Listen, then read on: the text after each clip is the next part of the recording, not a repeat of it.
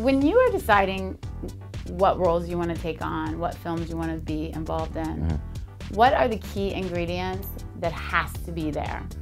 So most of the writing, you know, it's all in the writing. It doesn't necessarily have to be a substantial role, but if the writing of the entire piece is good, and if the character, there needs to be a reason for me to want to play that character, you know. Yeah.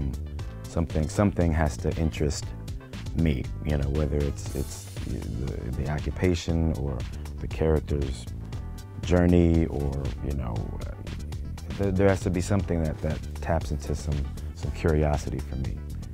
Is there any noted individual that you would love to play either on film or in the theater? I mean, if I tapped, Sammy Davis Jr. maybe. I could see that. I could fake it.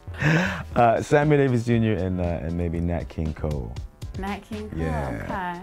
Okay. Yeah, he's cool. You've had a really long, steady career in a very difficult business. What things do you think have contributed to that?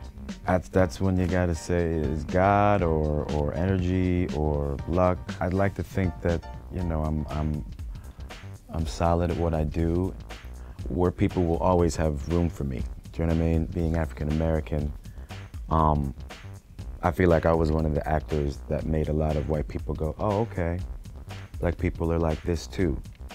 So tell me about the children's book that you wrote called Chocolate Me. Chocolate Me.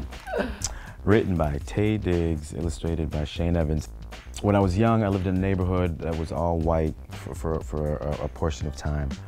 And all the kids made fun of me because my skin was so dark. I mean, kids have made fun of me. People have made fun of me because my skin is so dark, just all throughout life.